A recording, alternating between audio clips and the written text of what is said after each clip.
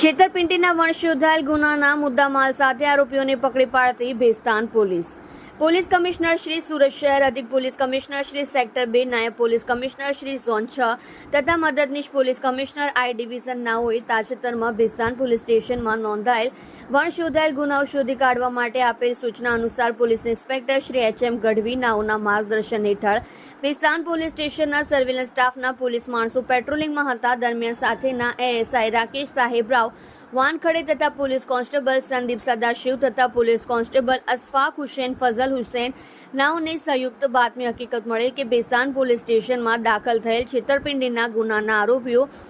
ભેસ્તાન 3 રસ્તા પાસેથી પસાર થાય છે. જે બાતમી હકીકત આધારે બાતમીવાળી જગ્યા પરથી આરોપી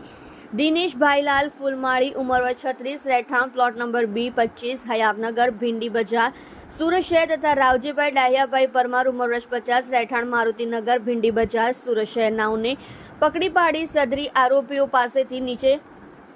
મુજબનો મુદ્દામાલ રિકવર કરી તેમની સદર મુદ્દામાલ બાબતે યુક્તિ પ્રયુક્તિથી પૂછપરછ કરતા તેઓએ સદર મુદ્દામાલ આજથી 20 દિવસ પહેલા ભેસ્તાન 3 રસ્તા સ્ટેટ બેંકની બાજુમાં આવેલ ગલીમાં સ્ટીલની માટલીમાં ₹1 ચાંદીના 1100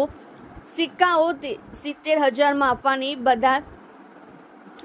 બદાનથી ફરિયાદીશ્રીઓ લાલચ આપી તે સિક્કા લેવા ફરિયાદીને મજબૂર કરી ફરિયાદી પાસેથી રોકડા ₹70,000 લઈ બંને આરોપીએ સ્ટીલની જૂની માટલી જેમાં ઉપરના ભાગે ચાંદી જેટલા લાગતા ખોટા સિક્કા 11 રાખી જેની નીચે રેતી તથા માટી ભરી રાખેલ તે આપી ફરિયાદીશ્રીએ સાથે છેતરપિંડી કરી સ્થળ ઉપરથી નાસી ગયેલ હોય. જે બાબતે અત્રેના પોલીસ સ્ટેશન ખાતે ખાતરી કરતા ભેસ્તાન પોલીસ સ્ટેશન ગુના નંબર 2024 ઇપીકો કલમ 420 114 મુજબનો ગુનો નોંધાયેલ હોય જે અનડિટેક્ટ ગુનો ડિટેક્ટ કરી કાયદેસરની કાર્યવાહી કરે છે. આપ જોઈ રહ્યા છો ગુજરાતની સૌથી પહેલા ખબર આપતી Surat express news channel director Rajesh મંગલીની સાથે.